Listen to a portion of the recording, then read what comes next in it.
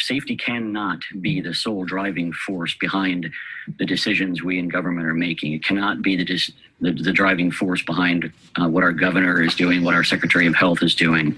I've seen some calls from teachers unions and others saying, we can't go send kids back to school until there are 2 weeks of 0 cases.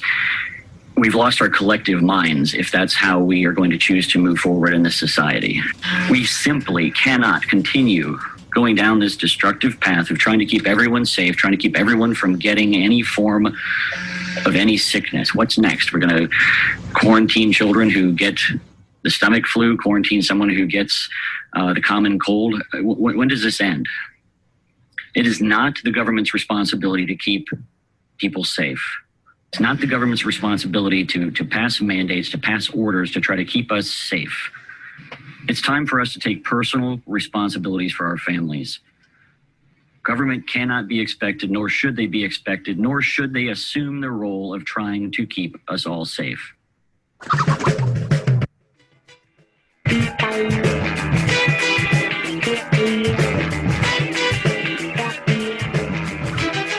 It is Friday, August 21st. 2020. Welcome to Raging Chicken's Out the Coop podcast. This is Kevin Mahoney, editor and founder of Raging Chicken Press.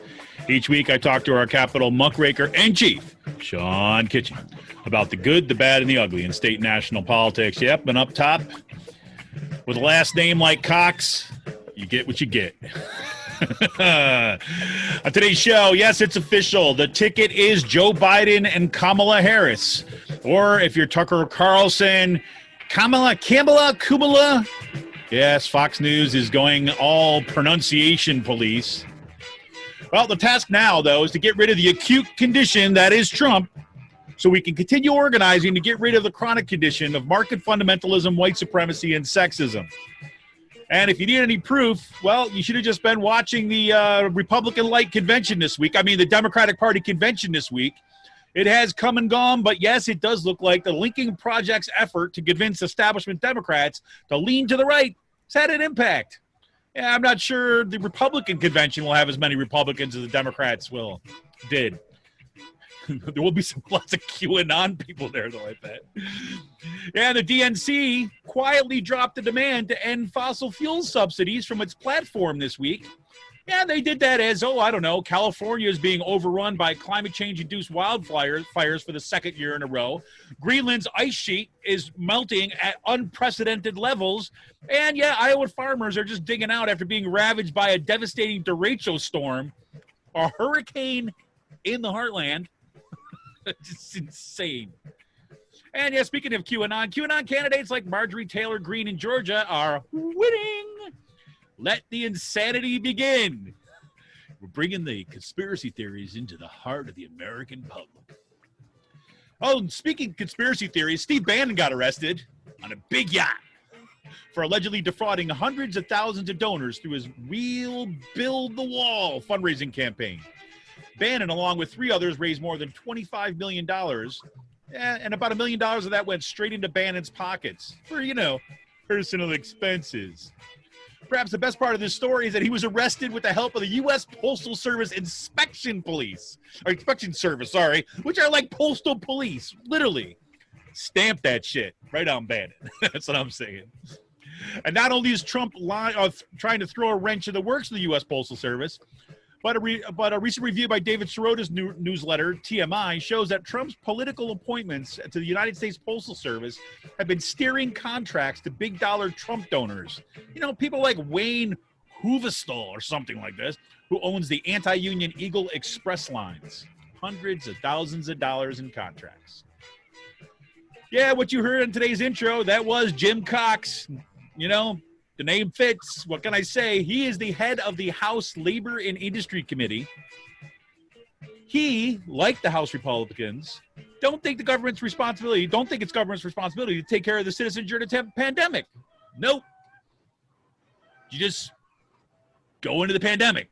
I don't know. It's crazy.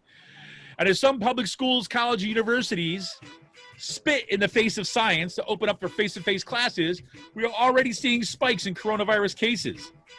North Carolina State does an about-face and sends students back home after a cluster of cases. That follows UNC's Chapel Hill's abrupt shift to all online classes after over 130 students tested positive during the first week. Notre Dame has more than 300 cases, but God will sort that out, with several members of the football team now testing positive. They've shifted to all online classes until at least September 2nd, but they're keeping everybody there just in case. Michigan State put the kibosh on its hybrid learning plans after seeing the outbreaks of universities across the country. At least Michigan State was like, ruh-roh, we better not do this, right? Go Spartans. And University of Connecticut evicted multiple students from dorms after they held a huge dorm party with no mask or social distancing. So far, UConn has placed 25 students in quarantine after they came in contact with several other students. There were several other students, 7 or so, who tested positive for COVID-19. And those students are trying to get the hell out of campus, but they're not able to yet. Oh, we can just go on and on, case after case. The New York Times is trying to track and keep track of this stuff, but it looks like higher ed institutions are becoming COVID-19 hotspots. It's the spreaders, man. It's the spreaders. And Kutztown University faculty members donned plague doctor masks to protest administration's reopening plans. The silent protest took place in front of KU President Kenneth Hawkinson's taxpayer-funded house as students began to move into their dorms. And as next week's start of classes draws near, the university administration has to dramatically work its quote-unquote plan, as reality has shown their original plans are just a bunch of happy talk and smoke and mirrors. Hey, but no worries. KU's provost sent out a one-sentence update yesterday saying simply, kindness can change somebody's day. See, everything is fine. And we're going to talk a little bit about Syracuse and UConn turned to blaming students. And they washing their hands of any responsibility. That says Penn State signed a non-disclosure agreement. That's right. Well, that's right. Penn State tried to get students to sign basically a no cause, no foul agreement, basically saying they released the university of any liability for attending campus classes. There was such a pushback from parents and students that they had to revise that a little bit. But basically looking for ways to say, oh, look, Joe Paterno didn't know. I mean, we didn't know about COVID-19, right? I mean, it's like, do you not learn from freaking history, people? Apparently not, right? But then you also got KU's University Senate president. He's like, tell the faculty members, if you don't get back in them classes and make sure there's face-to-face, you're going to be selling out all the custodial staff and think it's going to be on your head, as opposed to more rational plans for protecting workers, like we see up these amazing students that are doing this work up at East Stroudsburg University in this great solidarity campaign. We'll talk a little about that. And today's last call. Yeah, we'll see what's happening at Free Will. I got no space news. I did get, however, an upgrade on my computer. And basically, my upgrade is from a computer that was not working to a computer that is working. So that's it. That's a good thing. And so, Raging Chicken Studio looks got a little more spiffy now, which basically means that I, personally had to, buy the computer. Whatever. We'll talk about that. Anyways, wanted you to check out the Coop Live this Monday night. If you missed last week, man, you missed a kind of a fantastic show on Monday. We had members from the Racial Justice Organizing Committee in Philadelphia on the show. Fantastic conversation. So check that out. That's in your regular podcast feed. But this Monday coming up, we're going to have student organizers from Kutztown University's Healthy Campus Bill of Rights, who were part of conducting an awesome action on Thursday with the plague doctor mask. And we're also going to have someone from East Stroudsburg University's Student Solidarity Committee, who are doing some amazing work with their solidarity campaign with campus food service workers. And if you haven't already, please check out the Rick Smith Show on Free Speech TV this and every Saturday at 7 p.m. Eastern. You can stream the show live at freespeech.org or tune in the Dish Network, DirecTV through the Free Speech TV app on Roku. And make sure you download Rick Smith's daily podcast on iTunes, Podbeans, or wherever you get your podcasts. Hey, I want to give a special shout out to returning member, Reed. Thank you, Reed, for come on back aboard. Yes, Reed has become the latest member of Raging Chickens. You can become a member of Raging Chicken by going to patreon.com/rcpress for as little as $5 a month. Because look, if we want a progressive future, we need progressive media. You can help support Pull No Punches homegrown progressive media today by going to that site, patreon.com/rcpress, and choose your membership level. Starts at $5 a month, everybody. Now we're spanning our network and prepare the fight for as we're prepared for the fights of our future. And we're not asking you to break the bank. We're asking you to become a member and help support Pull No Punches, progressive media grown right here in your backyard. For those $5 a month, go to patreon.com/rcpress today. And the other thing I'll give a little shout out to on our live show. Our live show kind of goes out if you want to call in. It's a call-in show, basically, if you want to call in. And if you call in, you get going through the Podbean app, and it's kind of live there. You can listen to it from the Podbean site. But if you want to call in, you check it out from the app. And they have these little gifts that you can send out during the show, right? So they have these things called golden beans, right? So you buy, like, I don't know, like, it's like any app if you're going to kind of like buy the currency of the app, right?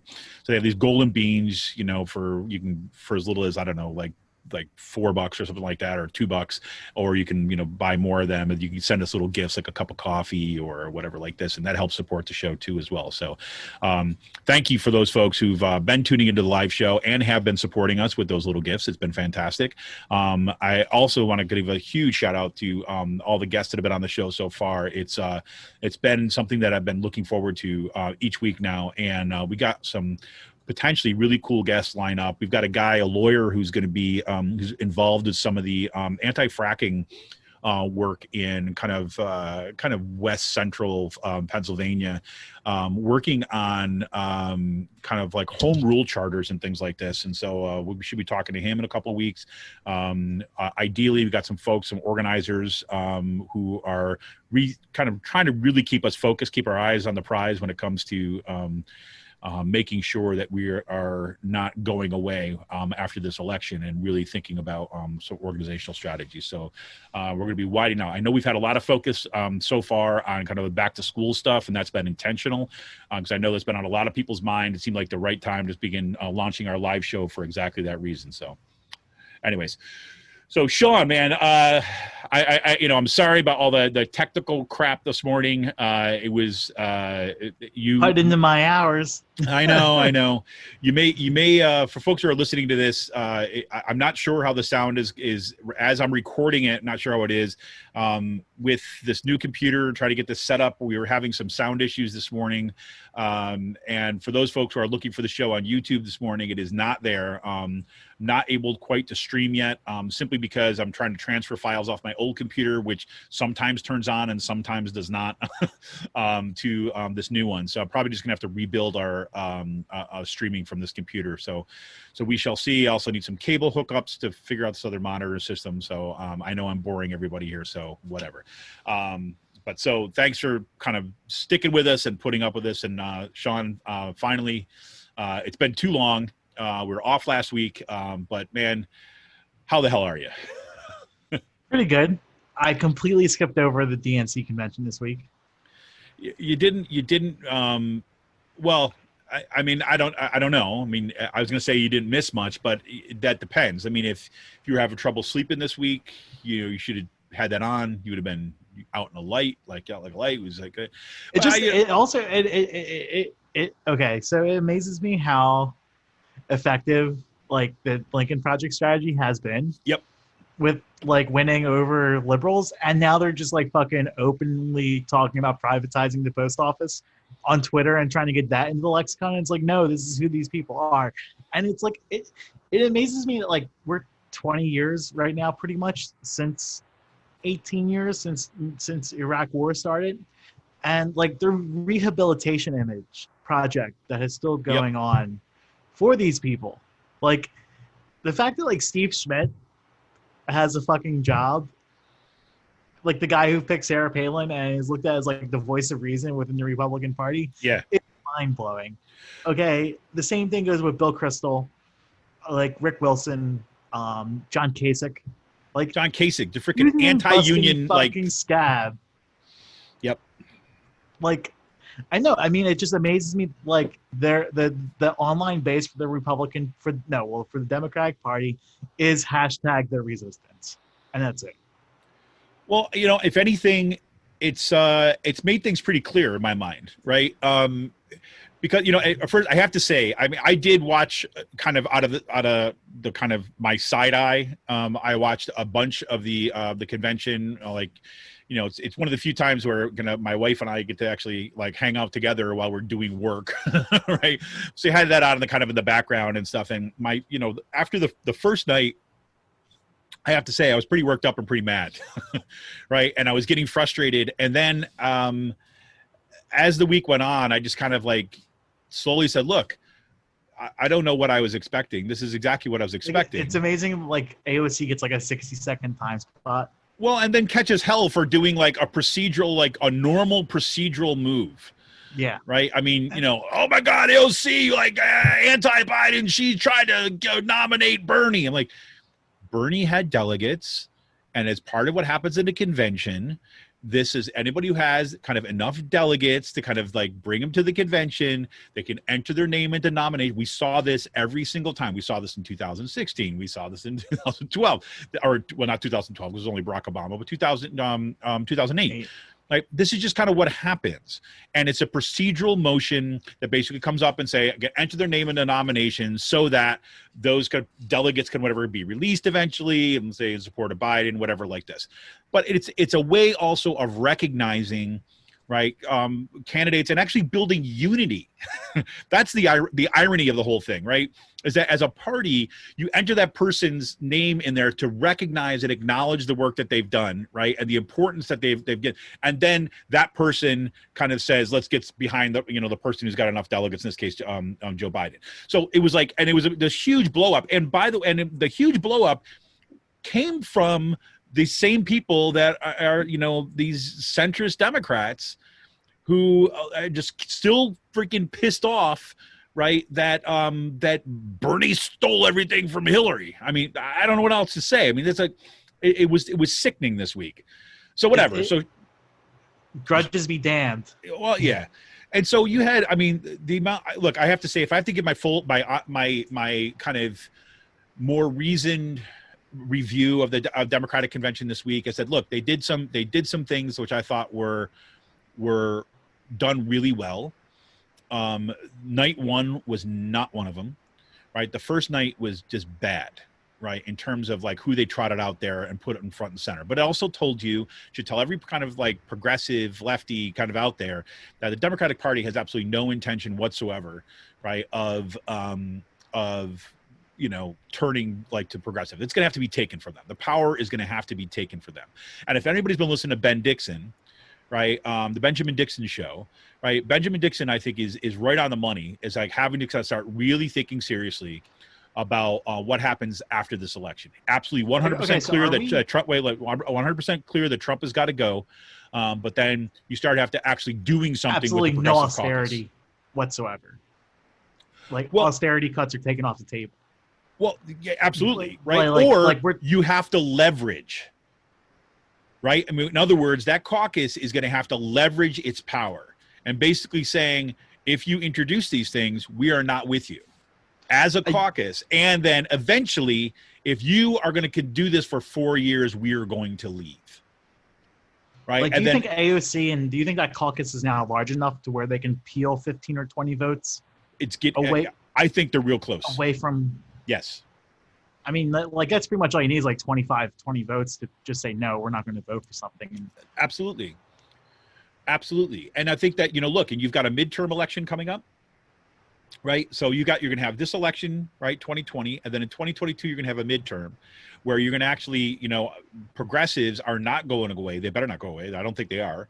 And then I think that's only going to add to the numbers, right? Especially if Biden does not deliver. Right. And I don't think that he's going to deliver. Right. I mean, I really think that like Joe Biden, if you saw his acceptance speech last night, I mean, the guy is like, he's going to be a caretaker. Right. He's in there to kind of get rid of Trump. And as much as people wanted to get excited about Joe Biden, the vast majority of people that are kind of activated in politics right now who are under like 40, right, can see through this. Right. So whatever, his experience does not reflect it. And Nancy Pelosi's, her coming out this week and kind of like, turning away from what's his face, from Markey, right, and endorsing Kennedy in the primary, right, basically saying, how dare you debase a Kennedy's name? I'm going to endorse Kennedy in the primary, right? The guy who basically was a co-author of the Green New Deal. I mean, come on. Also, like okay, so that Ed Markey ad was freaking great. Was amazing. It was amazing. It was fantastic. It was amazing. And like, I understand that like Pelosi has to endorse Kennedy because like that's what House members do. Like they usually endorse their incumbent, but she also has the power to sit out and not fucking issue an endorsement. Like, you That's know what I'm I'm saying. Like, she could, a non-endorsement would have been better versus like, but yeah, I mean, I'm not going to get like all up in arms about the Pelosi endorsement because usually that's just procedural stuff. But like, it I mean, just at this point, like fucking spike the ball on these people.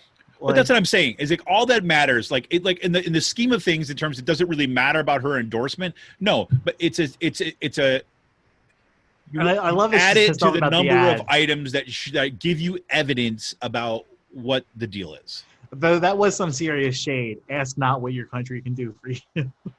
Well, it's about time, and he said like, and it's now we've asked that question. Ask not what the country can do for you, what you do for the country, what you can do for our country. But we are now at the time where we need to ask what our country can do for us, right? I mean, boom.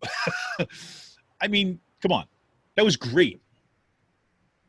That was great. Yeah. But so, anyways, I mean, I think so. If you look at I have to say now, I want to be very clear about saying this. This is not. I'm not trying to kind of hype here. I'm not trying to say that I love this, but I am so glad that Biden chose Kamala Harris for the vice presidency slot. I thought it was gonna be Susan Rice. Well, that was my concern, right? But I think that But I mean, like I think like we've said it from the beginning. It always was. It always was going to be Biden and Harris in the end. Like I mean, that's kind of like what everyone was saying once it started like last year. Like it would end up being Biden picking Harris, but. Well, I mean, look, I'm sure that there were people that were, all the Lincoln like Project people. Well, yeah, exactly. Right. All those people. Too ambitious. In his ear. Doing this stuff because look, I mean, Kamala Harris and her acceptance speech like the other night in the convention, I think was exceptional, right? And I think this is what happens when you have a candidate who is not or is able to kind of like determine what she is saying and how she is saying it, not kind of try to jockey with a bunch of other candidates. And I think that because of I think she would have done much better in the primary, for example, if there weren't so many candidates and it was only had to rely on these sound bites. I think this is her strength as a candidate. And I am not saying that I agree with her policies. I'm fucking sell out. Well, exactly. I mean, but I'm saying purely at the let's level. Let's get out of the way now. Well, look, I mean, this is like if you want to win, if the whole goal is to get rid of Trump, right? Kamala Harris was the best choice among the people that he said he was going to choose. And it's also like, okay, so I was like trolling some fellow lefties last week about things. Basically, like you can't just have like take your ball and go home because it wasn't like Karen Bass or someone like that with this. Like it was like I don't know, like the collective whine that was waiting to come out over this. Just no, I know. I agree, and I just like look. I expect it, but you know what? This is if you want to get away from the politics of Twitter versus the politics of politics, right? I mean, you got to recognize that Kamala Harris. If Joe Biden is going to have, I think it's a safe pick with a high reward. Right. I mean, look, and there were other people that were saying she's a lot better. I mean, like a lot better than like Tim Kaine. Jesus Christ, tell me about it. I mentioned Tim Kaine to my mom. My mom was like, "Who's that?" Exactly. And that's why he was designed to be. Right. He's going to be wallpaper. Right. And look, I mean, the Democratic Party, there's no doubt about this is another signal by choosing Kamala Harris, right? They've signaled this is the direction of the party is, right? Because that's essentially why she was chosen. Yeah, no, that is where the party is going. Young women of color. Yep. like women, period. Like, no, like that's where the party's going. Yep. And yes, this is representational politics. I get that, right? Yes, this is not at all talking about like a policy set at this point. If we have the policy set question is definitely moving left, right? But representational politics here becomes absolutely important, especially since you got an old white guy as the top of the ticket. Yeah. And it's also like, I mean, representational politics. I mean, like, this is where every part of the left is going. Yep. Towards women and women of color, you know, seeing the union movements and stuff like that. It is where it is. Right. Which is a good thing. I'm not going to say, like, you know what I mean? No, I agree with you 100%. And then, frankly, this was always one of my concerns. And that's what these primaries have seen, like, throughout this whole entire year, too. Yeah. The party getting more representational, taking out older white people for people like, you know, Nikhil Saval or any of the progressives who won this year.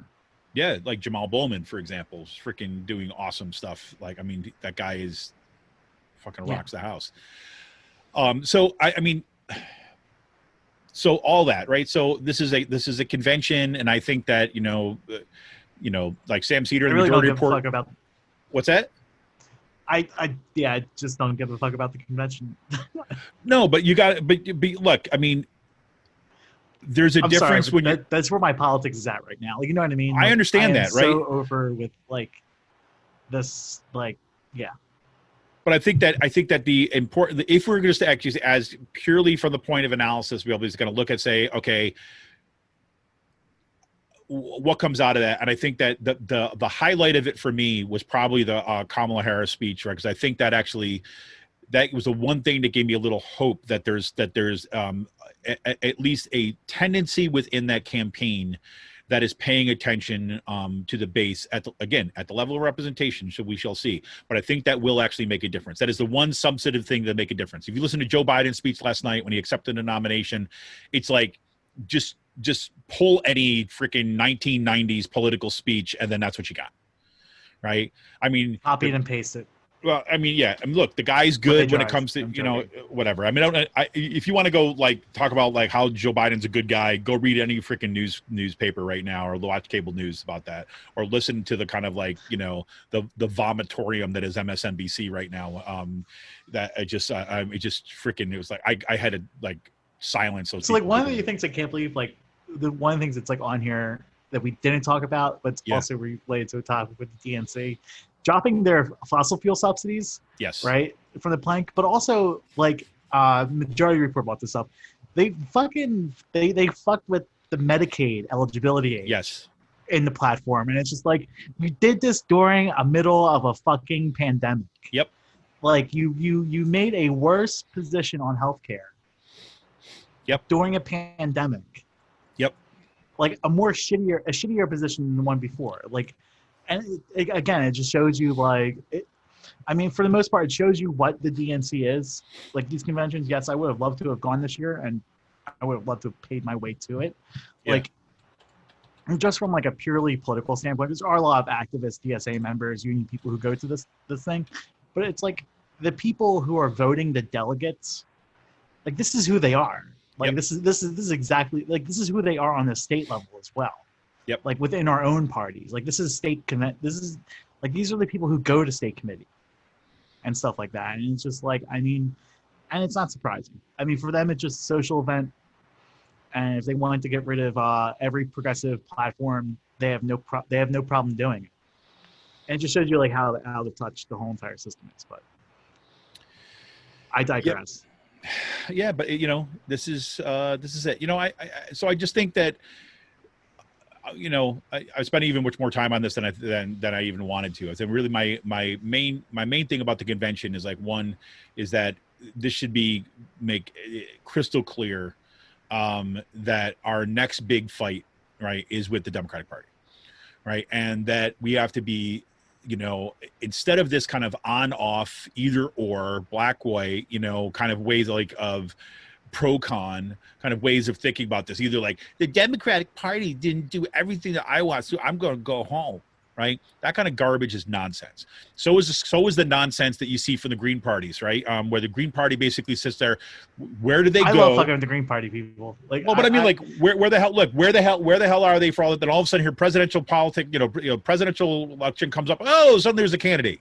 Like, no. And then they get upset when their petitions get fucking challenged in courts. Right. Which is another thing. Another one of my friends was like, I know someone's like, this is just like two-party repression, blah blah blah. It's like, hey, you're playing the game. Like, I'm sorry, but like you have to get X amount of ballots, X amount of signatures to get on the ballot, and part of that game is making sure you have the required amount of signatures to get on the ballot. If you don't, well, good luck. Play again in 4 years. Right, and I think that this is the like, and no, this I is mean, the, like, I want to be clear. This is not to say that to knock the platform of the Green Party, right? But it's a sense of like that's not the way you build power. Yeah. Well, it's just like it's whining politics. That's what it is. It's politics based upon complaint and whining and judgment, right? As opposed to actually like building for political power. Right. And I think Brianna Joy Gray was on Michael Moore's show, right? His podcast this week. And she's really, really smart about this. And she's now working for, she's an editor or assistant editor or something like this for Current Affairs. She's got some great pieces out there that are really thinking about strategy. So I would strongly recommend taking a look at Brianna Joy Gray's stuff over at Current Affairs, and really kind of looking at people like, look, Jonathan Smucker, for example. I have been so like thrilled by his Twitter account this week, or last couple of weeks actually, because he's got his eyes like clearly on the prize in terms of building power. Yeah, and it's like, okay, Joe Biden, everyone at the DNC showed you told us what they were going to be, told us who they actually are this past week. That's why I didn't bother watching it. It's like, if we're going to change the party, we have to build power within the party to change it. And it's like, we don't change it. Like, people start like thinking that the party magically changes by just running congressional candidates, and that's where I think we get as a movement get too caught up in running congressional candidates, primarying bad, which we should still happen, but like a lot of that attention has to go on electing state Democrats first. Right. And your school board. But like also, I mean, like filtering people up through your city councils in places like Philadelphia and in the state legislature, instead of just trying to like put all of our hopes into like congressional victories. Absolutely. Which I mean are good when they happen, and they should happen, but like, absolutely. That's where we're going to see a lot of the parties starting to change, Well, I agree. And I think that's where we're seeing it happen right now. Right. And I have to say, this is the way I want to kind of like close out part of this is like, that is the place that left me hopeful. Right.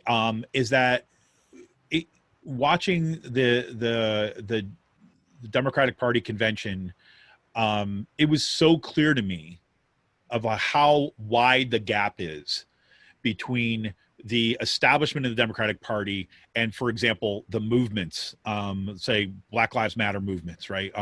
As much as they gave them lip service at the convention, where the movements are, where Gen Z is, where the millennial movements are, where the kind of energy is, right, in this country right now, is not where that establishment is. And I do think that organizing will continue, and that I do think we are going to be in better shape because of it. So that's a good thing.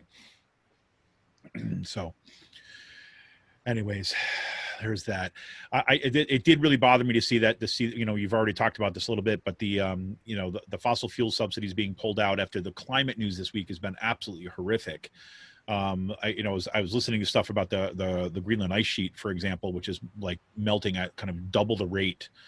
And 2 hurricanes are going to hit the Gulf of Mexico this week. 2, right? I know. On the same day. On the same, it's just, that is insane. Same time. I don't remember if I've ever seen anything like that before. I mean, I remember like last week I threw it up on Twitter, that fucking storm that formed like that right off the coast of New Jersey.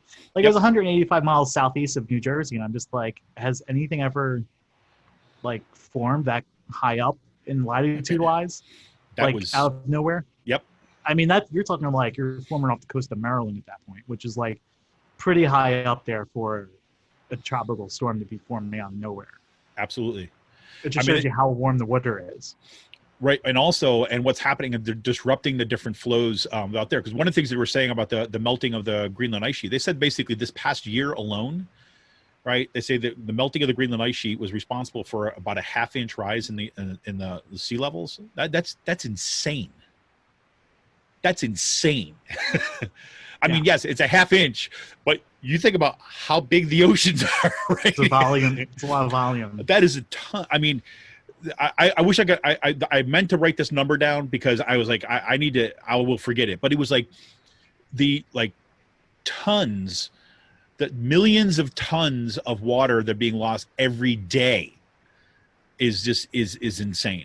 And even what used to happen is that when Greenland used to kind of go these particular cold spells, we used to make up, and the glaciers used to build back up, but past couple years, it was extraordinarily cold in Greenland, right? Kind of like more cold than usual, but that did not stop the melting, right? So it didn't add back to the glacier like you would hope.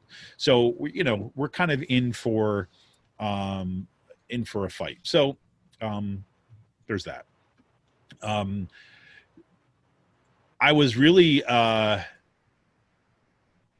don't know, kind of morbidly thrilled to see the QAnon victories. Yeah, I'm putting a tweet up right now about this. Like, so when will the Lincoln Project go after the QAnon conspiracy theorists? They birthed from their lifetime's work in the GOP. I mean, seriously, like this is That's true. This is like, I mean, so I don't know where to begin with this. Like, it's. Look, I mean, this is a movement within the Republican Party. Like, this is the Republican Party taking the goalposts and going further to the right. Like, and this is why we should just clear them off from reality. Like, last week, we have an anti-masker. We have a really big QAnon conspiracy theorist out here in central Pennsylvania who's not getting a lot of attention, Doug Mastriano. If you know who he is, know about him, like, he's definitely a fucking nutter. But, like, he... Governor Wolf called him an extremist over his anti-mask position, and like Mysick gave him a platform by pretty much like calling out the governor. I'm not the extremist. You're the extremist for making us wear these masks. And this is where, like, no, you're legitimizing these people. Like, there's a movement of conspiracy theorists getting elected into the Republican Party. Like, it is your responsibility not to give them this platform. That's right. And like, this is what happens. Like, they're normalizing these people. We're so fucked. Yep. And these are like Republican seats like that are safe Republican seats too. Yep. Well, and just to give you a sense of like who, like, for example, so you take this one woman, what's her name? Marjorie Taylor Greene, right? She just won, this is in Georgia, right? And she just won the nomination there, the Republican, primary with 57% of the vote, right? So you can't even say it's like, there was like 7 candidates and she got, no. This is like a landslide victory for a QAnon supporter, right? She is and of course Trump says like, hey, this is great. And he called her, a rising future Republican star. It was great. But to give you the sense, this is coming back from 2017, right? She had the video out there when she was talking directly about QAnon, right? And if you don't know QAnon, just go Wikipedia it, right, to see what it is. I'm not going to bother. Yeah, well, here you go. This is the only thing I'll say. This is from an NPR report on her. It says, like, she wrote in a video, or not wrote. She was in a video in 2017, which she said, "Q is a patriot. We know that for sure," right? And then she said, "quote, there's a once-in-a-lifetime opportunity to take this global cabal of Satan-worshiping pedophiles out, and I think we have the president to do it," talking about Trump. That's just a little tiny flavor of who just won that. And she is not alone, right? She is not alone in kind of these victories. As you see, QAnon kind of making appearances in other kind of primaries and other primary victories. And some of them, they're in highly Democratic districts. But this is a person who is actually going to be probably headed to Congress. So there you go. QAnon going to Congress. Got to love that. So I mean, whatever, man. I was thrilled this week to see Steve Bannon was arrested. That was kind of fun, right? I have a fascination with that guy, and I think it was even better that he was arrested by the Postal Service. Did you see that, Sean? I thought that was awesome. No. You didn't see Bannon getting arrested? Oh yeah, I did. I saw that. I'm sorry. He got arrested by like the Postal Service police, basically, which is like such sweet justice right now. Yeah, it's great. I loved it. I love that. So yeah, we got that. So I mean, I don't know. There's so much going on, and I'm sorry. I have to say this too. I know I'm a bit more scattered than usual. My semester starts next week, and it's going to be a kind of who knows what's going on. So I'm a little bit all over the place, especially with our kind of tech issues here. So I apologize for that. Well, anything else kind of on top of the show, Sean, before we move on, take a break? No, nothing really too much going on. All right, cool. All right, we're going to take a quick break, and let's see. I'm going to check my levels once again here, and we'll be back right after this. This is Kevin Mahoney, editor and founder of Raging Chicken. We'll talk to you right after the break.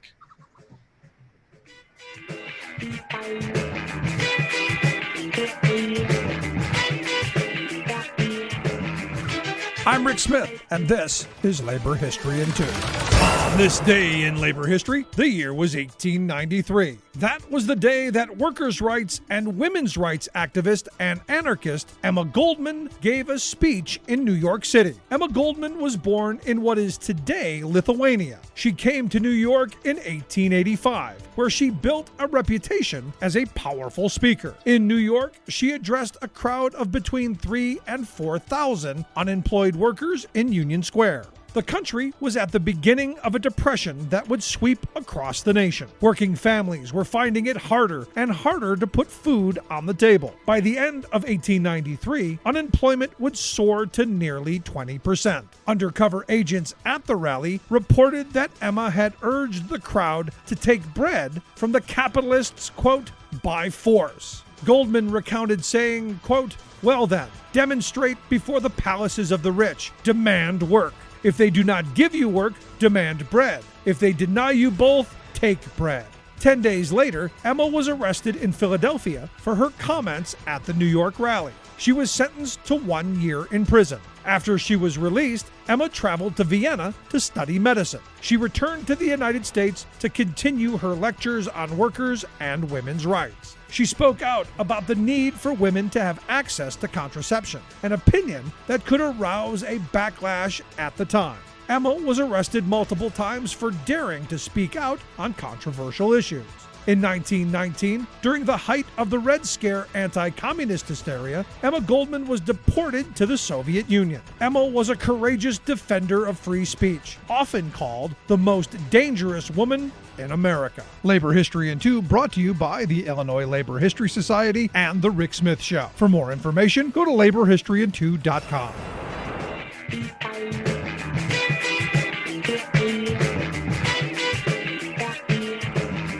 Welcome back to Raging Chicken's Out the Coop podcast.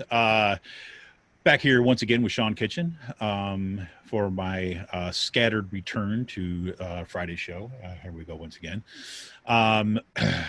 So Sean, we got some sound from right at the top here that you had sent me kind of earlier on here, kind of like put it on my radar of this guy, Jim Cox, the head of the House Labor and Industry Committee.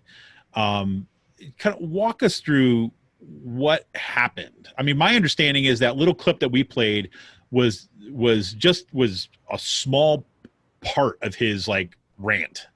Yeah. So he went on a 10-minute uninterrupted closing statement rant. That was part of his closing statement from like a 3-hour unemployment compensation hearing last week. And pretty much he made the argument saying that, it's not government's responsibility to take care of their citizens.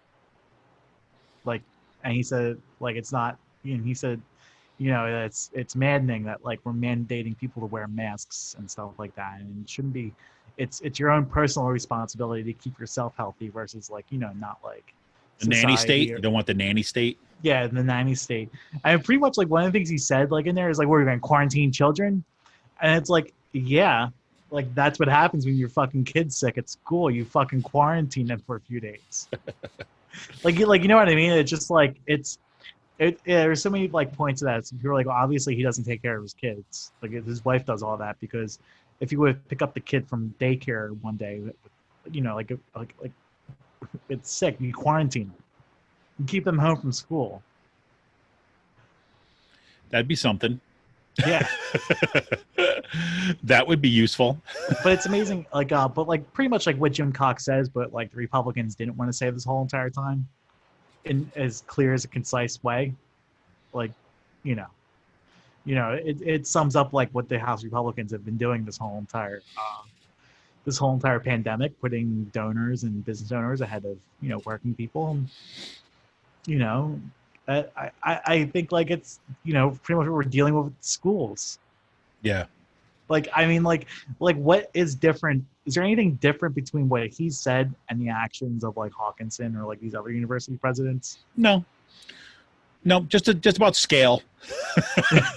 Like, so instead of making like a particular school or a particular university becoming a hotspot, like, let's just make the whole freaking state. Right? Let's make the whole state a swamp of virus. How's that? Yeah, I mean, like it's I mean, and this continuing like COVID denialism is just like it is astonishing. Like they like don't believe in science whatsoever. No, and it's like and it's and there's a disconnect between these people as well and their base and their voters. Like there are Republicans who live in Mastriano's district. Like Mastriano called out the churches a couple weeks ago, for canceling session, and even like their conservative pastors are like, no, we want to protect our parishioners, and this is what Jesus would want us to do, because he's about protecting his community and not about protecting himself or his own self-interest. Look, churches are not about taking care of their parishioners, Sean. Yeah, they should be responsible for themselves. We don't want any nanny state in the church. Nanny church. Right? I mean, like, I don't know. Like, the logic of this stuff is so insane, right? Because this is, I am so beside myself in some ways with this kind of logic. That the depth of like the me-ism, and it only cares about my kind of like I want stuff. And it's all people like took personal responsibility and wore their fucking masks, we wouldn't be in this situation right now. Well, let's talk. But there's another side of this too. Is like this is what freedom is reduced to, right? Is that we don't have freedom from want, we don't have freedom from like unjust like deaths of like police shooting African Americans in the street, or like trying to destroy the mail system so we don't have a fair election. Look, I remember it was one, this goes back. I remember reading about this in college first, but it always kind of comes back. I remember some of the discussions like with the, Federalist and anti-Federalist kind of discussions. One of the things that Jefferson, and again, I'm not trying to kind of like say Jefferson was this all good, mighty thing, but one of those arguments that kind of emerged early on in terms of like how this country is going to be set up and all this other kinds of stuff. When Jefferson and some of those folks, they were basically saying, look, we have to limit the power of corporations as well as the government, because we don't want to just substitute one oppressor for another, right? And the recognition that the concentration of power in the hands of a corporation or a freaking billionaire, right, that actually inhibits our freedom and our liberty. Right. And so the idea that to be a free society, right, to be a democratic, free society, is that no one should have the ability to control us. Right. That's the whole promise of democracy, is that we get to hold people accountable. It's ruled by the people, not by the freaking corporations. And instead of that idea about freedom, because this is why you have things like single payer healthcare. Why? Because people don't want to freaking die because they can't get access to a doctor. Right? And it doesn't matter if the health insurance industry says like, oh, this is not. No, sorry, too bad. That's what we want. The price of being part of this society is that this is what we want. and you don't get to tell us the terms, right? It's the same kind of stuff. Is that you have police. Police are there to keep us safe, quote unquote, supposedly. But if police are killing people unjustly, guess what? No, we defund them. We take their power away because that's what a democracy is about. And instead, these freaking nut jobs, these right-wing Republican nut jobs, what they do is they subsidize about an understanding of freedom and liberty that is about kind of like the most base and banal and idiotic like fetishization of consumer choice. That's it. I want a burger now. That's freedom. Never mind if that burger is pumped through with all sorts of toxic garbage, right? They're going to kill us, and then we can't get help in the medical system. Why? Because we don't have medical care, right? I mean, it's like we're also like this, like another like issue they're taking up is the cancellation of fall sports as an infringement upon their freedoms, and it's like it's amazing, like. I mean, yeah, like they have no alternative. That's the thing, and like they're just using ad hominem like talking points to fight back because they don't have anything else. And it's just like this fake parade of wine, right? It's this parade of like I heard some of this stuff they have there. They trot out these kind of like high school athletes and things like this, right? And college athletes for that matter. Like hey, I worked my whole life for this and blah blah blah. You know what? I'm sorry. Well, also yesterday, but this is the opportunity where you say to people, freaking suck it up. We're at a historic pandemic, right? As my wife always says, like our grandkids are going to be reading about this period in time as one of the great pandemics, and then they're going to be reading about the absolute disaster that this country caused by its lack of action, right? And we need to we get our heads around that. This is a historic, this is like you need to just suck it up. Wear your freaking mask, and put a temper on your consumer desires. I think at this point, I mean, like we're going to be knocked down more than a few pegs. Yeah, economically, not going to be. It's already happening. Oh no, I mean, we've hit the point where China is going to surpass us as the economic superpower, and I really feel like they got lucky with this at the right place, right time, and having Trump in office. Like, gee, no wonder why fucking people want Trump in office still. If you're a foreign power, because like a failed state, and just like the United States, the longer we act as a failed state, the more power they gain. Right. So I don't know. I mean, this is the thing that's been just sticking. It's just been sticking to me. It's been so frustrating, and it's like. In my darker moments, this is the kind of stuff that I just can't believe. And I see this happening on my campus. I see this happening kind of in my community when the way that our discourse about freedom and liberty and justice has become so empty. And I have to say, I keep on shouting out Benjamin Dixon, but I mean, Benjamin Dixon, I think is on the right track right now. And if you're not listening to his show, you really need to listen to his show. And it's one of the things that Benjamin Dixon is, talks about is that we substitute in this country an abstract sense of freedom for a real sense of freedom, and also or a material sense of freedom. I think what's amazing about this whole entire episode is like you have white people complaining about being forced to wear a mask. Yeah.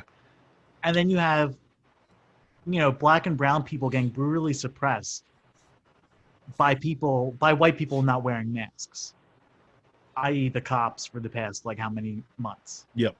Over this whole entire, but we're talking about freedoms as in, the freedom of, you're making me put this thing on my face and not causing an existential crisis in the meantime. Your freedom because you don't want to participate in society. That's what it comes down to. These people just don't have any willing, to participate in society. Yep. So I've been debating whether or not to talk about this, and I'm going to. I think. So Talk first, about what, the well, schools? I don't know how much I need to say about the general stuff. I mean, there's I think been really good coverage of what's happening at say University of North Carolina Chapel Hill about Well, I think what happened in North Carolina was actually a cover-up until the student paper put out like this is a Right. clusterfuck, and you people aren't like Right. talking about it. Like I heard that like staff at UNC didn't know what was happening until that op-ed got published. Yep. And it blew the lid off of it. Oh yeah, Right. well I mean like my mom is not going back to work because of like what the fuck happened at all these schools over the past 2 weeks. Yep. But go ahead. I think you should carry on. So I'm just trying to think about a manageable way through this. So let me say this, okay, as a way to begin this. One, I think if you haven't seen the pictures, do click on the the link about the Kutztown University faculty and student members. They were with plague doctor masks on in front of the university's President Kenneth Hawkinson's house yesterday.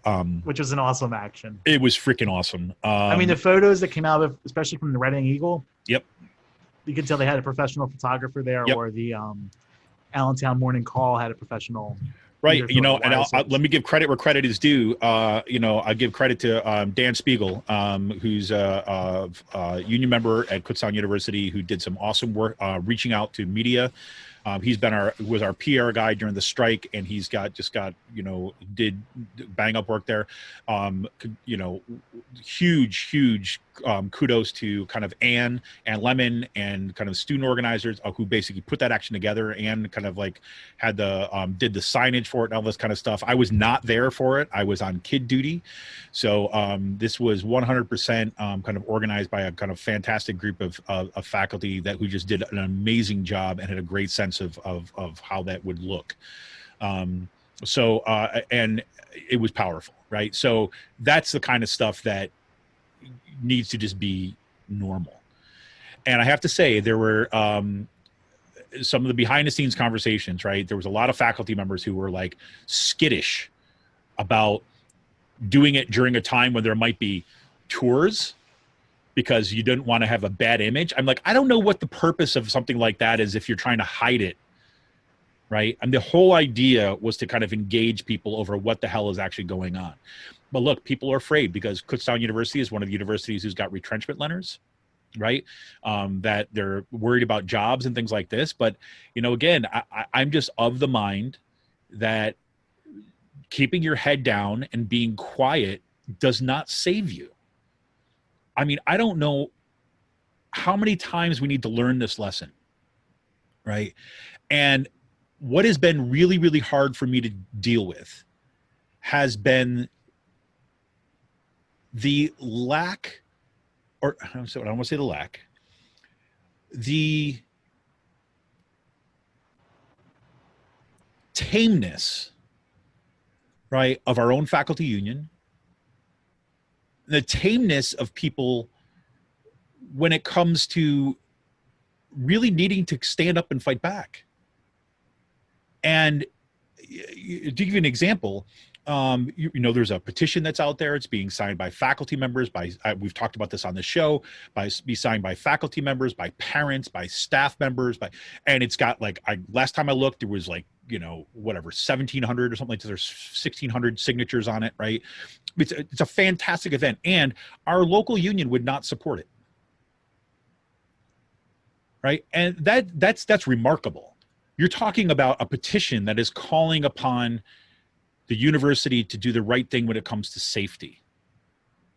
And because it says that if they do not do this, it will become the basis of a vote of no confidence against the president, the local union would not support it because it was too drastic. They wanted to keep up, I don't know, good relations with the administration. It baffles me. Gotta support those bosses along the way. Well, that's what I'm saying. And look, I want to say, look, I gotta actually make sure the bosses have their rights. Personally, the people who are in leadership positions right now of our union, personally, I like them as people, but that's not the point, right? I think people mistake right, their comfort in social situations with political action and the need to act. And so that's number one. I should also, we talked about this in the show a while back. My friend Mike, right, and a group of other faculty, Tabitha, who's on the live show a couple of weeks ago, and a group of faculty members that were on a kind of a study team earlier on in the summer, where they basically started researching what's the likely impact of the coronavirus and return to campus, right? Return to campus and like the spread of this. What will need to be in place in order for the campus to be safe, right? And this, if I remember right, this is back in June where they put together this report. Didn't take them that long. They just did some bang up work, put together, and presented it even to the university and made it public and circulated it to other faculty members and showed what this would be. And it said, based upon the university administration's refusal to act, the only way that we're going to be able to kind of keep things safe is if we go all online in the fall. Is that, yes, it's going to be a hit in the short run, but over the long term, this is the only thing that is going to save things, right? And even at the level of, if you look at the number of desks in a classroom and the social distancing requirements, there was no way that you were going to be able to have anything that would be feasible, right, for students in the classroom, without the willingness to hire more custodial staff, without the willingness to do temperature checks at every building, right? There's a whole stream of things. It was not going to be feasible, right? What we see happening nationwide with these kind of like abrupt turnabouts where students move into campus and then like 3 days later, students leave campus, right? I mean, that's happening at Kutztown right now, right? Students are moving in. I don't know. Like, I mean, the stuff at like the people, the reopening process at some of these schools around the state have just been like fucking horrendous. Like Penn State, for instance, with that non-disclosure waiver, like that waiver they formed, like that. Are you kidding me? Like who thought like that was not going to cause a fucking like stir? But what like, that says, well, no, look, they're arrogant. Like, I mean, you cover up sexual abuse on your campus for decades, and you think that you can just hide it away and pay people off. Sexual I mean, come abuse on. Stuff aside, like putting that like any other institution that attempts that. I mean, like it like I know some of the people I know who these people hire, like consultants and stuff like that, because they fucking work in Harrisburg and all. Mm-hmm.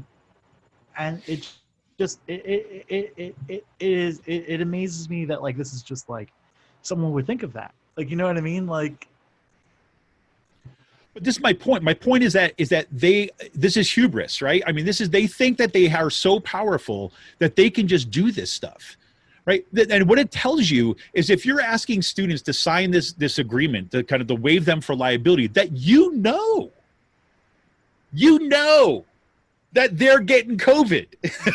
You know that people are going to the hospital. You know that people are going to die. And that's why you're asking them to do that. But you think because Penn State is such the freaking like you're gonna wave this fucking form in the air. It's the church. It's the church of the state of Pennsylvania is Penn State. Because of that, you think that people are going to look the other way and you're going to get away with it. Well, thank God they didn't. Because people are like, "Are you freaking kidding me?" What? No. So, look. I mean, like. I know, like, what happened at Penn State, you know, even at LaSalle University, they were going to move fucking people in this week, and my mom's work got canceled for the year. They're like, yep, no, we're going all online. I'm just like, and my mom's happy. I mean, I'm happy she's not going to work because, you know, she doesn't get fucking COVID from this stuff. But it's like, are you kidding me? Like, you know what I mean? Like, it's just like you. Right. So here's what. And also, like, the lack of leadership from the 14 from like the state system on this is just fucking astounding. Oh, like, it's not, but I would argue that is not a lack of leadership. This is the best way to facilitate the destruction of the state system of higher education as we know it, is you let it be a shit show, right? Instead of doing a responsible thing and coming up with a plan that is actually going to keep people safe and is going to actually kind of transition into a way that's going to, you know, get us past this. No, you just let them. You let the freakers do whatever the hell they want. And Kutztown University, Shippensburg University, Cheney University, and I'm missing one. Look, they're going to be. It's a laboratory. But let me make this point. So this is the bigger issue here. Is that there's been you kind of mentioned, say, your mom, right? So a lot of what's happening on different campuses, right? Obviously, if the campus is shut down, right, online learning can happen, right? But what happens to the custodial staff? What happens to the food service workers? What happens to the groundskeepers, right? What happens to the clerical staff, right? What happens to all these folks, right? In a society that assigns accountability and responsibility to where it belongs, right? We would see ourselves as part of the same endeavor. Like my mom going back to work should never have been a question. Like anyone going back to work should never have been a question. As a society, we should have just been printing checks, giving people money. This is my point. Yeah. Like, and at the very and we would have stood. And it's like trying to explain this to my mom, like, and she's not getting it. It's just like, no, like they only care about one group of people, and those are the business owners. They don't care about you. Right, and I don't know. They see you as expendable labor. That's right. They can care less if you die. Right. And I think it like took me to tell her that like bluntly, like they don't care if you live or die. That's right. Like, but look, it's showing that. Well, let's be honest, right? Let's be honest. This is why, because is that like people in those jobs need those jobs, right? Is like people who are, our custodial workers, our food service workers, who are groundskeepers, they need those jobs, right? And if they're just basically furloughed and sent home, right, then they're screwed. Especially if you have a Congress that is unwilling to kind of extend unemployment benefits or actually provide the support that we need, right? So what happens? It gets pressured down. So instead of blaming and putting like the accountants on our state government, on our administrations who have made decisions to basically let these people hang out to dry, or just kind of like whatever, is that instead of putting those responsibilities there, you start to turn on each other. I want to illustrate this point. I'm not going to name this person outright, but it's a person who's the head of our university senate. All right, sent out an email to faculty and senate, and this is what this says. All right, I'm not going to read the whole thing. It's a long email, but I'm going to read the first couple paragraphs, and then I want to kind of unpack it a little bit, and then I want to talk about what they did at Syracuse, because it's another tendency that this is why we have to be more militant. All right, so here it is. Please accept my apologies in advance for my candidness. I am writing to ask that you do everything you can to keep campus open in the fall. This is a faculty member. Not only do many ASME and SCUPA employees depend on campus being open, but I believe that a significant number of faculty positions would be eliminated, retrenched if we have to suspend face-to-face operations. Undoubtedly, SARS-CoV-2 has led to the biggest public health crisis the U.S. has seen in a century. The risks of resuming face-to-face operations amid the pandemic are non-trivial and real, but so too are the financial implications of closing the university and moving 100% of classes online. We know that closing in the spring cost upwards of $8 million in refunded student housings and fees. And I've been told that closing the campus for the fall would be $19 million in lost revenue. The immediate effects of a campus closure are felt by staff members, felt most by staff members. Recently, I asked both ASME and SCUPA chapter presidents to provide union updates for the September Senate meeting. Both replied with statements about the negative impact the spring closure had on the respective bargaining units. ASME President Ray Dunkel further noted AFSCME's concerns that if KU goes 100% online in the fall, their members will be the first ones furloughed. He asked that we remember that they have a stake in what goes on in the university, and they often feel forgotten when it comes to these critical decisions. Additionally, I believe it's important to remember that an impact on our decisions have on our community partners, such as the employees who work for Aramark and the businesses in Kutztown and the surrounding areas that cater to and depend on student patronage. Based on these concerns and our role as representatives of the entire campus, Senate Exec has supported the decision to reopen campus. Okay, I'm not going to read the rest of this stuff. Because I like, okay, so there's a couple of things I like want to go off here. Go. So you want to reopen for the community and the businesses that have been negatively affected by this. So like, what happens like if you reopen for the community and the fucking business owners die because you wanted to reopen your campus, and then they're not there anymore? Hey man, you got to have Like- grit and fortitude, Sean. Didn't you listen Like- to President Hawkinson? Grit and fortitude, man. You got to suck it up, man. Suck it up and take on that Like- virus, man. Get your big pants on. Like I can't, like it just like it amazes me, like this type of like this logic of thinking. It's incredible to me. Are they like a union member with the faculty, or like what Yep. Or the yeah? But this is not a union organization. The University Senate is not a union. University Senate is representatives of faculty, staff, and administration, right? The president of the Senate is a faculty member, and that's where this letter came from. And they voted in favor of reopening. So here's the thing. So what I we're guarantee seeing, you they don't have classes. They're not teaching in person this year. well, look, somebody's got to though, Sean. Somebody has to. I'm Because going to vote to reopen, but I'll be the first person to apply to like teach from my house. I want you to sacrifice yourself, right?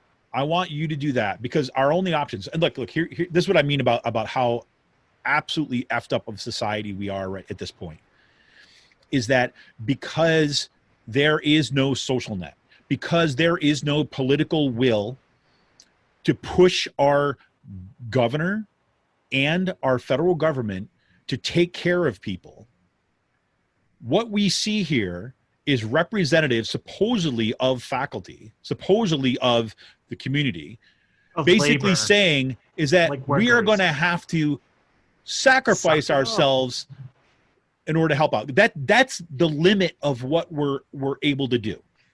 Is that because, and look, because there's like, look, I hear this, right? And this is why we're having this got a student organizer from the ESU, right? This is a freaking student organizer who gets it, right? A student organization who gets it, that you build a solidarity campaign with other workers on campus and demand that those workers are taken care of. Kutztown University, the food service workers at Kutztown University are the only set of workers on campus who do not get paid sick leave in a pandemic.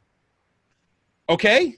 And it amazes me for like the point of this letter is like we are in debt. We have debt obligations we have to take care of, and opening up will help us reduce those debt obligations instead of having them mount further and further.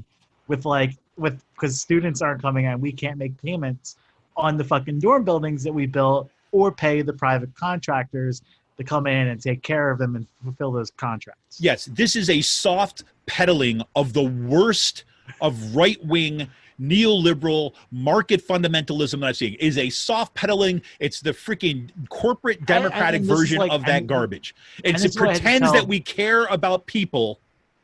It pretends that we're in this together, right? But you know what? These same freaking people, the same people who are saying this kind of garbage now are the same ones that when we were raising, right? And I say we, me being one of them, and activists in our union and activists on our campuses and student activists who were talking about the assault on public higher education for years.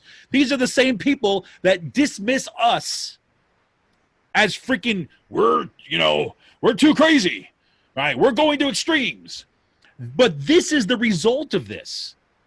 And these are the same people that are responsible for where we are right now. And the fact that we're going to basically divide and conquer and basically saying, you faculty members, if you're not going to get your asses into the classroom, right, and do face-to-face thing, knowing full well it's going to put students, faculty, staff, and community members at work. If you don't do that, then you are the cause of selling out your brothers and sisters in the labor movement. Fuck you.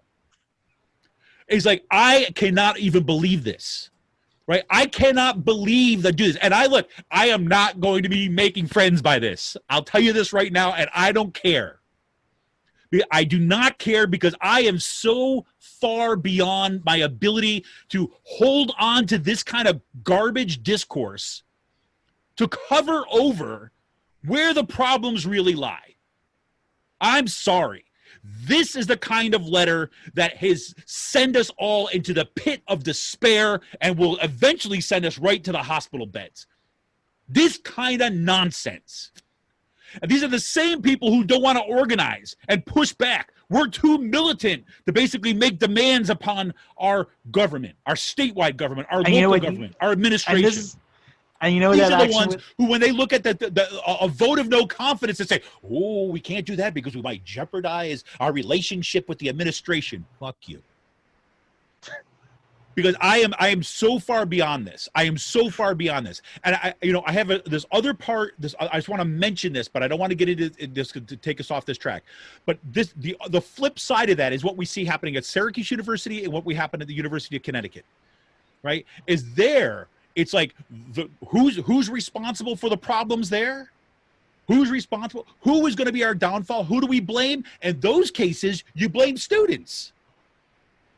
It's because students couldn't just follow the rules and they couldn't be responsible. So therefore, we've got a coronavirus. No, the administration is the one that forced people back to face-to-face campuses, face-to-face classes. They're the ones who are responsible, not those freaking students. What the hell did you expect to happen? I mean, come on. You have a bunch of people who haven't seen each other in like 7 or 8 months get all back in the same. This is the most ridiculous. This is the most. This is the kind of stuff, Sean, that makes my head want to freaking explode. You know what the funny thing about this? I mean, not the funny thing, but like anyone who has ever lived on campus and has gotten norovirus, had to like literally shit their brains out for a week. Usually when one person gets a fucking norovirus in your wing of the dorm, everyone gets a norovirus in your wing of the dorm. Like everyone in your dorm gets sick. It's just how the dorms fucking are. And you're gonna tell me like, yeah, I was like, you've got to be kidding me. Like I mean, it's like I don't know. Like you have to live in. This is what I mean. This weird kind of freaking abstraction that people get into. It's like somehow it's going to be about personal responsibility of these students. You got to be kidding me. I was in Wegmans. I posted a picture on Facebook the other day because I'm sitting there in Wegmans. Child without a mask. Yeah, there's like this couple like in their 30s, young 30s, sitting there walking around Wegmans, no mask at the meat counter. Right, so I freaking take a picture of them and post to Facebook. Right, I mean, they're not students at the university. Right. The point is that in a pandemic, you got to know that not everybody's going to follow the rules. Right. I mean, as much as you want that to happen, what good does it do to be able to sit there and say, oh, look at those people. They're bad. They didn't take personal responsibility. Who the hell cares? Because if you have one person who doesn't take responsibility and you put them into a kind of collective living environment, guess what? Everybody else gets it. And you can blame that student or blame that individual who didn't follow the rules as much as you want, but the only reason why that they were in a position to infect everybody else is because you put them in the freaking dorms. So you gotta stop this nonsense. I mean, I don't even know what it's going to take for people to get their head around that. And look, I understand that people are worried about their freaking jobs. I understand that. But the thing is like to say that, what is it going to take for you people, everyone, to get to the point where you see that sticking your head in the sand and trying to make nice with your oppressors is not going to solve the problem? You got to stand up your freaking selves and say, no, we will not do this and we will go on strike. I don't give a shit if I get fired, because you know what? I got news for everybody at Kutztown University and other universities, the 7 other, how many other universities in the state system that got retrenchment letters. People are going to lose their jobs anyways. This chancellor, as the chancellor before them, has it out. Republicans in office who people help elect want to remove it, want to fire faculty, want to get rid of our jobs. But licking the boots of Republicans and the president of the university is not going to keep your job. Hate to break it to you. The only way, I mean, The only thing that has ever gotten the goods has been direct action and collective action, period. I'm sorry. I can say this. And this is the first time I'm saying, I've said this to a couple of people. It's like, I've had such difficulty even engaging in some of the organizing that has happened over the summer, because I recognize how close I am to blowing, of how close I am to just like going after people. And it is unfair to those people. It is unfair, but I've got to the point where I've had it. And I just don't know what it's going to take. And so I started to write, I spent like 45 minutes the other day writing a response to that letter to our faculty listserv, and I was like, you know what? No. Is that if I'm going to talk about this, I'm going to talk about it in a public sphere, right? Not in the freaking faculty listserv that goes nowhere, right? That goes to a bunch of people who really don't give a shit anyways, as long as they've keep their own cultural capital. So am I being unfair to people? Probably. Right? Am I being not nice? Yeah. Right? Are people going to be looking at me with that? Yeah. But you know what? I don't know what to say. I've watched other faculty members who have been doing amazing organizing work, and I've watched them again and again take the burden of organizing on their shoulders, do bang up work, and then have people who should be our representatives in our union, other faculty members, basically take that person and demonize them as being too aggressive, right? As being unreasonable, as not being nice enough. And I don't know, that is, in my mind, cruelty. Systemic, organized cruelty. And yet, we're the bad people. We're the ones who are causing discomfort. If we want to stand up for workers on our campus, if we want to stand up for food service workers and custodial workers and groundskeepers and our own jobs, niceness with the administration and bootlicking is not going to do it.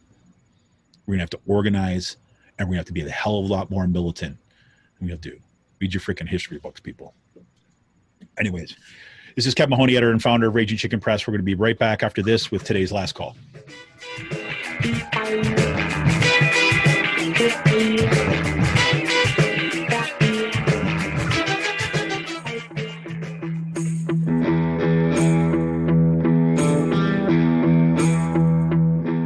This is Kevin Mahoney, editor and founder of Raging Chicken Press. For the past 7 years, Raging Chicken Press has brought pull-no-punches, progressive reporting and commentary to the interwebs. Our long-form investigative pieces, stories that no access journalist wants to touch, or rollicking weekly podcasts strive to advance progressive movements and perspectives rooted in the struggles happening across the country or down the street. We've broken national stories and caused our share of discomfort in the halls of power. If we want a progressive future, we need progressive media. And you can help support Pull No Punches, homegrown progressive media today. Become a member of Raging Chicken Press for as little as $5 a month. Simply go to patreon.com/rcpress and choose your membership level. We need to make sure to keep the movement in the media and the media in the movement. Best way you can do that is to become a member of Raging Chicken today by going to patreon.com/rcpress. Thank you for your energy, your encouragement, and your support. Keep up the fight.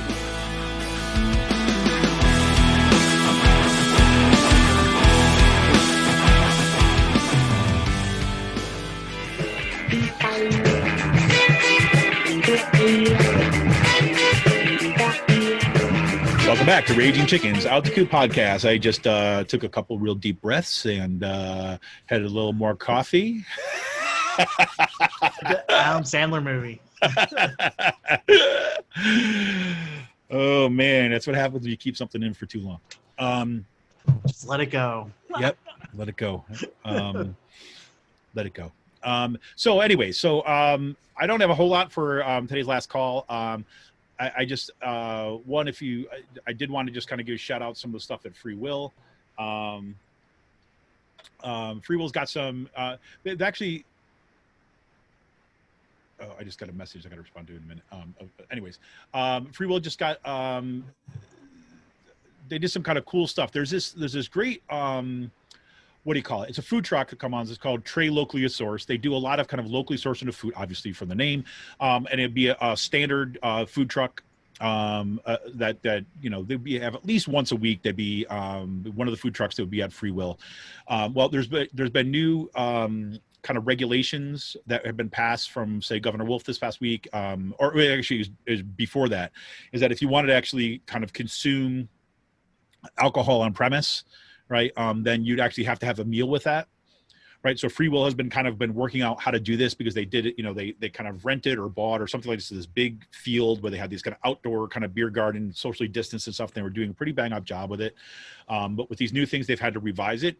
And once again, they got creative, and they've been working with this Trey Locally Sourced to actually provide food kind of like on a daily basis for a daily menu, so that if people still want to go there and want to have a beer, they'll actually have access to food and they'll be able to kind of stay open. It's a great example of being, say, creative and being committed to abiding by the regulations, as opposed to just whining about it. So if you do want to go and check things out at Free Will, you can. I want to give a shout out to some of their cool stuff they got right here. They have a new release. I believe it's a new release. I've never seen this before. It's called Earthless. It is a corn lager with hemp hearts. Have you ever heard of that, something like that before? I have not, no. I have never heard of it. So I was going to give a read. This is kind of looks interesting. I'm really curious about it. It said they brewed this classic crisp American lager with a base of Pilsner malt, flake corn, and milled hemp hearts in the boil.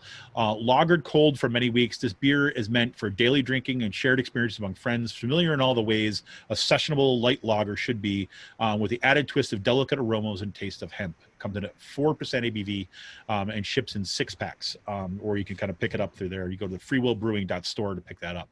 I'm intrigued, I got to say. I'm intrigued with that. So definitely kind of check that out. If you're looking for other recommendations for the Free Will's online store, I actually there's two ones that I picked up. This is last week, so we didn't talk about this on the show. But there's it's a hazy IPA. It's called Or Just the End of Time. It's fantastic. It comes in at 7.3 ABV. It's brewed with flaked oaks and hopped with Galaxy Eldorado and Hoyle Melon. But very, very good. Super fine drinking. It's good stuff. And one of the newest addition to their Rodlers, which is the Radfähre, right? Basically, it's a Rodler, but it's a peach lemonade Radfähre, which is also fantastic. That kind of comes in a nice light, kind of 3.9 ABV, very crisp, light, fruity, super drinking for, especially for those hot days at the end of summer. So definitely want to give a shout out to them, folks. But we'll have more beer recs when it comes next week. But I want to do that. The other thing that I have, just the other thing I want to add for kind of news this week is that I've got a funky new computer, Sean. I think I sent you that video ahead of time with all sorts of flashing lights and kind of UFO looking stuff in it. So. But it is not fully set up yet.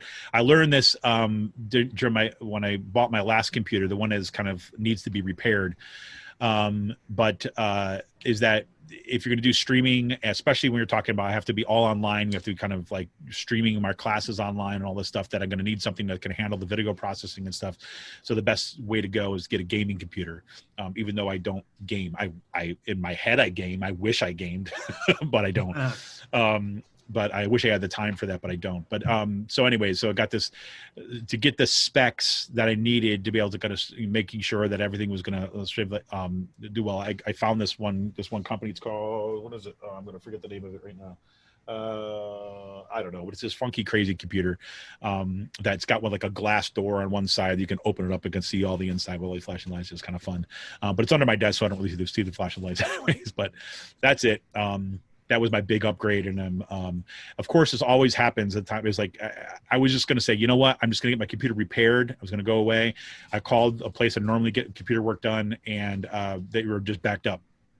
So I knew I wasn't going to I couldn't get the computer back in time in order to kind of actually run my classes from home. So I bit the bullet and bought a new computer. So that's fun. So that's all I got, Sean. So other than that, and having to finish off my planning for the semester, because the classes start on Monday. My first classes are on Tuesday. It's going to be a stressful weekend for me to kind of figure out how to make all of this work. But there you have it. What's going on for you? Have fun. Yeah. Well, What's that? What's going on for you? Got anything planned for the weekend or anything? No, nothing too much. Probably just looking for more things on Amazon to get for my apartment. That's about it. It's all I'm reduced to now at this point. With like what? You need like furniture and stuff, or like things like stuff to hang on the wall. Get those Velcro things. Get some posters, nails. I still need to like get like that type of stuff. So. I can see that from your two pictures that are still sitting there on the floor in the back. Still sitting there with the cord to my box fan. So yeah, there you go. Excellent. I have to say though, that room that you're sitting in right now would be the light in that room is like my dream room to work in. So yeah, it's a shame. Like the yeah, no, I got some ideas for it. It's just gonna take a bit. We'll see where it goes. Yeah, but cool, man. Yep. Well, hey, so hopefully that by next week I'm going to have all the kind of technical kinks worked out, and we'll be streaming once again, and hopefully when I pull up this recording, the sound levels are going to be okay.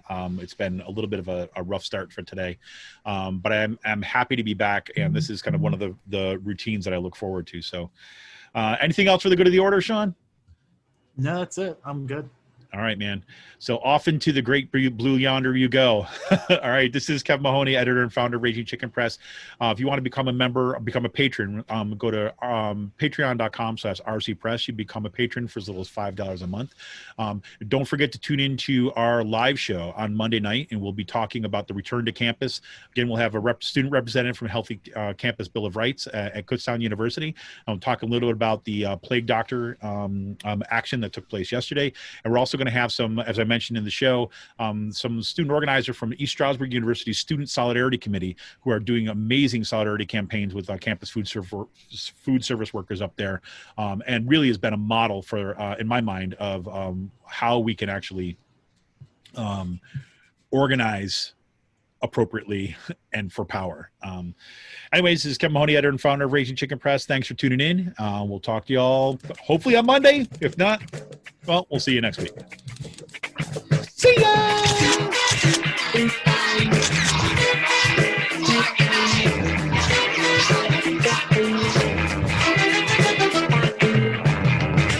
Safety cannot be the sole driving force behind the decisions we in government are making. It cannot be the driving force behind what our governor is doing, what our Secretary of Health is doing. I've seen some calls from teachers unions and others saying, we can't go send kids back to school until there are 2 weeks of 0 cases. We've lost our collective minds if that's how we are going to choose to move forward in this society. We simply cannot continue going down this destructive path of trying to keep everyone safe, trying to keep everyone from getting any form of any sickness. What's next? We're going to quarantine children who get the stomach flu, quarantine someone who gets the common cold. When does this end? It is not the government's responsibility to keep people safe. It's not the government's responsibility to pass mandates, to pass orders, to try to keep us safe. It's time for us to take personal responsibilities for our families. Government cannot be expected, nor should they be expected, nor should they assume the role of trying to keep us all safe.